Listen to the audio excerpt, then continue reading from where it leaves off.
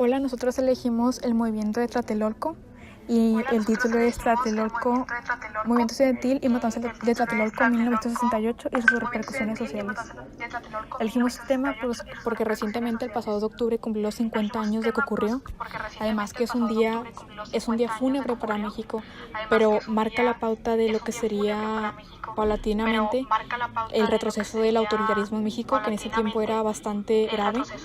Y bueno, ya eran varias movilizaciones que se habían tenido antes, pero siempre eran apagadas. Y pues finalmente el movimiento estudiantil que cobra bastante fuerza y pues crean una matanza que aún no se olvida. Creemos que eso es muy importante para la sociedad, porque más que nada es algo que no puede volver a repetirse, además de que es un momento histórico. Y bueno, tampoco se debe olvidar la gente que falleció en ese entonces. Es importante ahora porque además de que se necesita que estemos conscientes. En el trabajo vamos a hablar de cómo ocurrió cronológicamente, porque creemos que todos deben saberlo, lo que causó socialmente, porque realizó bastantes cambios, algunos ya mencionados, y finalmente concluiremos y ponemos una opinión de un experto, que es el señor Félix Fernández Gamundi, que estuvo en el ex comité y que ha trabajado hasta el día de hoy por brindar claridad sobre el asunto e encarcelar a los culpables.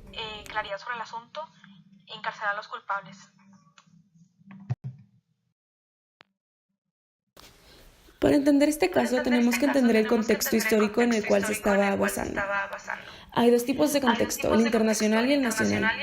En el internacional, 1968 fue un año donde hubo bastantes revueltas alrededor del mundo, estudiantiles y civiles. En España, por ejemplo, había revueltas estudiantiles. En Estados Unidos había civiles en contra de la guerra, y en México, por nuestro caso, nos encontramos en uno donde eran revueltas civiles y estudiantiles en contra del autoritarismo mexicano que se estaba viviendo. El presidente durante ese tiempo era Díaz Ordaz, y era un extremista de derecha.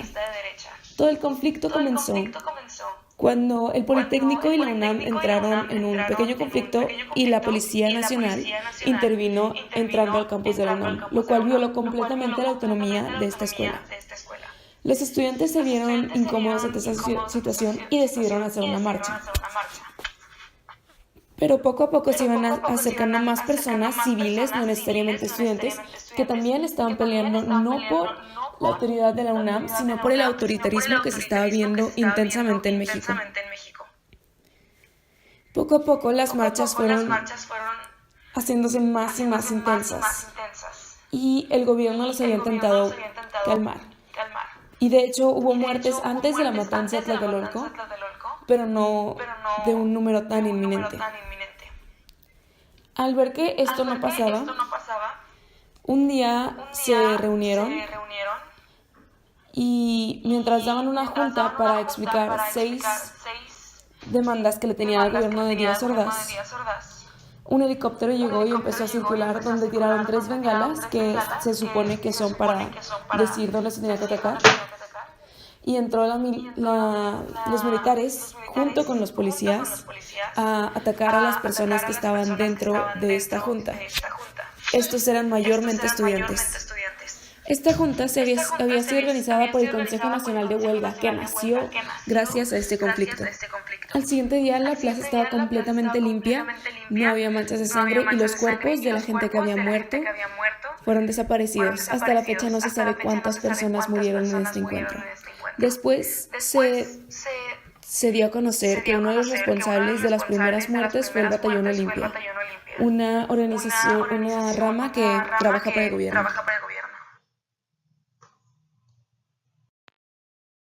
Al hablar de los actores de este evento, obviamente se tiene que hablar del gobierno que tenía el presidente Gustavo Díaz Ordaz, porque empezó su sexenio en el 64. Él representaba el Partido Revolucionario Institucional, o más bien conocido como el PRI, pero eso la verdad pues no es sorpresa, ya que en este tiempo todo el poder del gobierno lo tenía este partido. En su sexenio se puede hablar de varios puntos. Por ejemplo, en la economía se le dio preferencia a la inversión nacional, entonces creció 7.5% la economía. También se tuvo el Tratado de Tlatelolco en el 67, donde se firmó con otros 21 países iberoamericanos que se prohibía fabricar y poseer las armas nucleares en Latinoamérica. También él cambió la edad para poder votar de 21 años a 18 años como es ahora. Se tuvo la ley de trabajo con regularizaciones en las relaciones entre los trabajadores y sus jefes. Y como este presidente lo describen mucho como un presidente duro, estricto y autoritario, que no le importaba la democracia, pues se tuvo bastantes huelgas por estas mismas causas. Y en el 65 se empezaron a dar bastante. Se tuvieron las Olimpiadas del 68 y el Mundial de Fútbol en el 70, donde se pudo notar la apertura de otros países con el propósito de poder reflejar la modernidad de nuestro país y de su gobierno. Por ser un gobierno, como se describe, que callaba las voces del pueblo, no nos sorprende las órdenes que se da al gobierno, que también tenía Luis Echeverría como secretario el 2 de octubre para reprimir cualquier pensamiento en contra.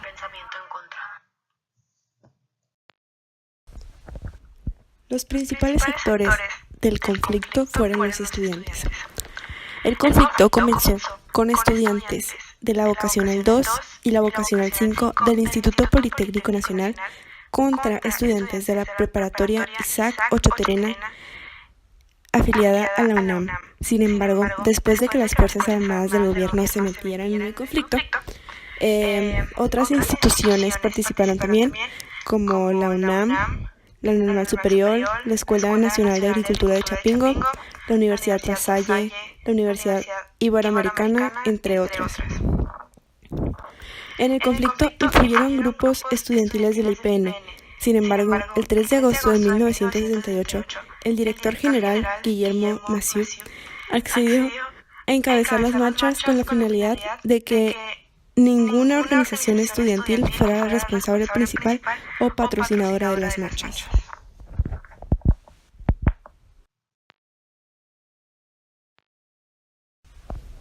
El 2 de agosto de 1968 se creó el Consejo Nacional de Huelga, integrado por 67 instituciones.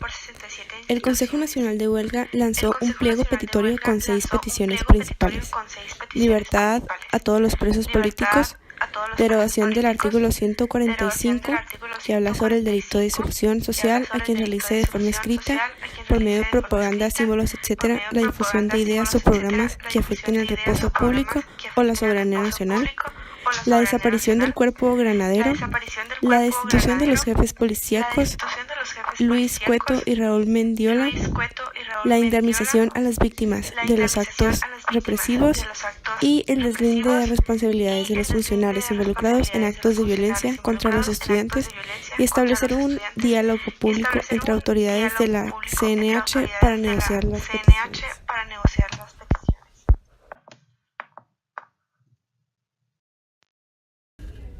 El pasado 2 de octubre se conmemoran los 50 años de la matanza de Tlatelolco.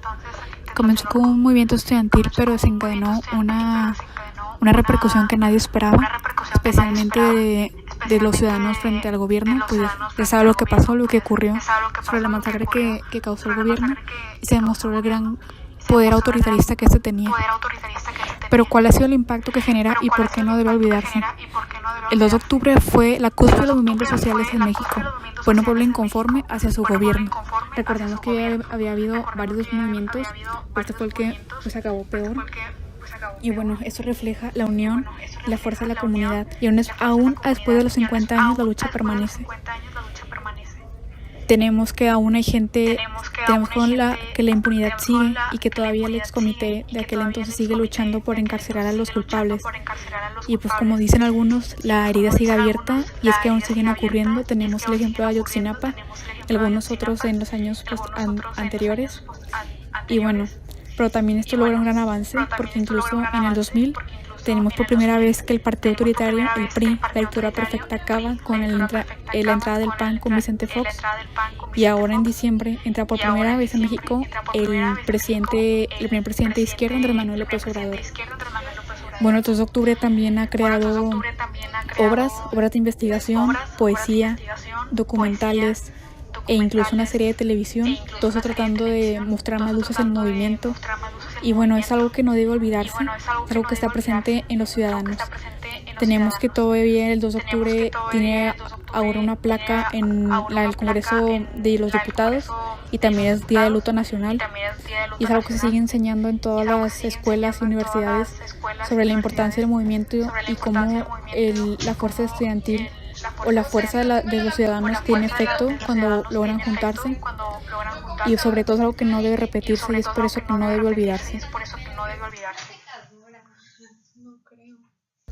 A 50 años del movimiento debemos recordar las frases que lo formaron.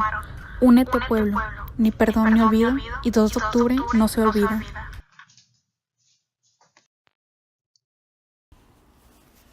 Una de las mayores repercusiones que tuvo el 68 fue un cambio en la educación pública, media y superior, que facilitó que un mayor número de alumnos pudiera ingresar a planteles, mediante la ampliación de estos y diferentes reformas a las leyes. De hecho, la reforma de la educación fue una de las banderas que tomaron los gobiernos de Gustavo Díaz Ordaz y de Luis Echeverría, para tratar de atender lo que, según consideraron, era el punto principal de las protestas de quienes participaron en el movimiento estudiantil. Una consecuencia más fue que no solamente al día siguiente de los hechos, sino durante más de 2 décadas, el tema del 2 de octubre de 1968 no era tratado en los medios. La televisión ya empezaba a jugar un rol muy importante en la sociedad mexicana, pero esto no era del todo conveniente, ya que también existía un control absoluto de parte del gobierno sobre sus contenidos, el cual se endurecería después del 2 de octubre.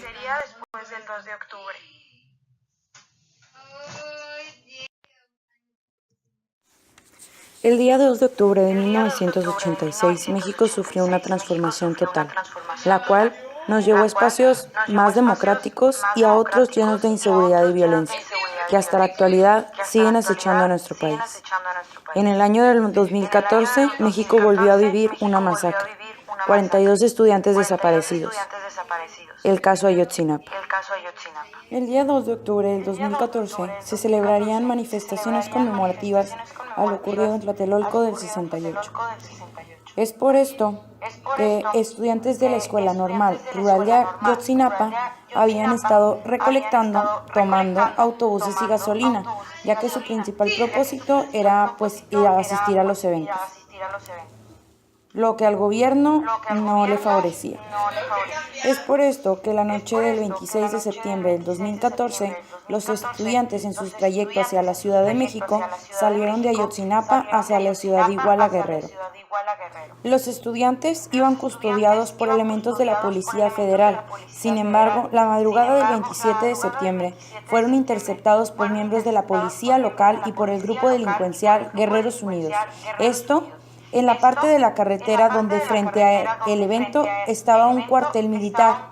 Los jóvenes durante el suceso pidieron ayuda, pero sin embargo estos dijeron que no era su jurisdicción y que no podían intervenir en el evento. A partir de esa noche no se volvió a saber acerca de los 43 estudiantes que iban en los autobuses. Lo único que se supo fue que la policía los había detenido, rescatado, y a la mañana siguiente no se supo nada acerca de ellos. 43 estudiantes desaparecidos. Existen múltiples teorías acerca de lo ocurrido en esa noche. Sin embargo, todos los días se vive con la incertidumbre de qué fue lo ocurrido en esa madrugada, donde 43 estudiantes fueron desaparecidos. A 4 años de lo ocurrido, las familias siguen buscando a sus desaparecidos.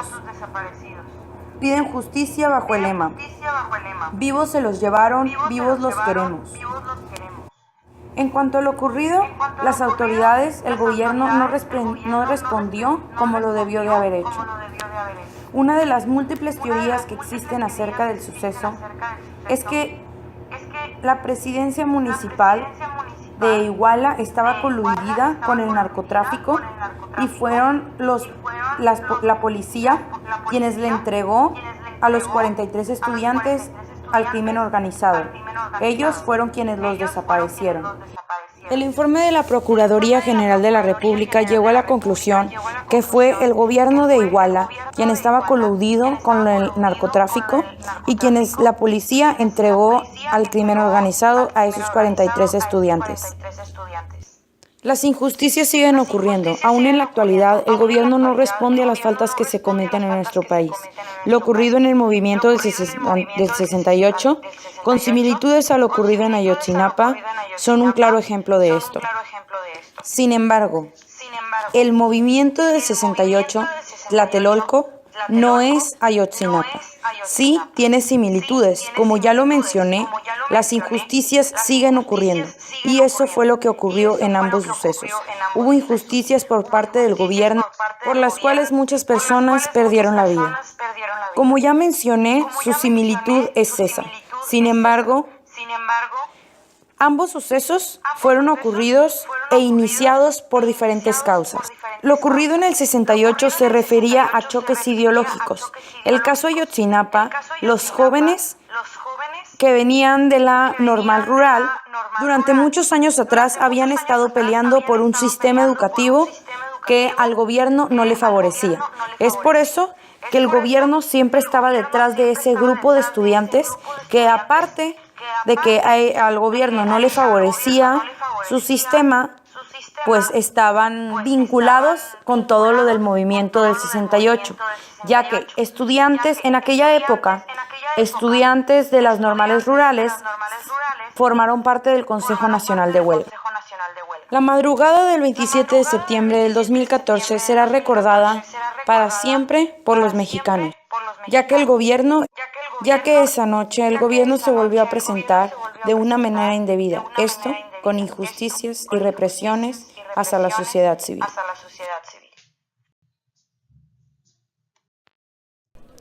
La dependencia de la CIA en informantes de alto nivel, incluido el presidente de México, por su inteligencia, sobre el movimiento de protesta estudiantil en 1968, que culminó en la infame masacre de Tlatelolco, engañó a Washington sobre la responsabilidad de la represión.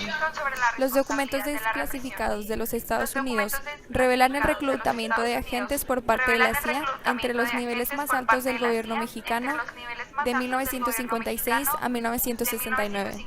Los informantes utilizados en este programa secreto incluían al presidente Gustavo Díaz Ordaz y al futuro presidente Luis Echeverría.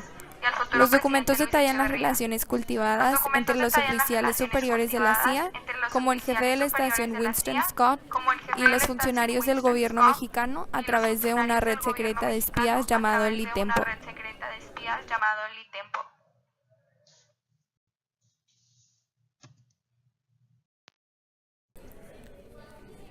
50 años después del terremoto político del 68, hemos llegado a una conclusión natural.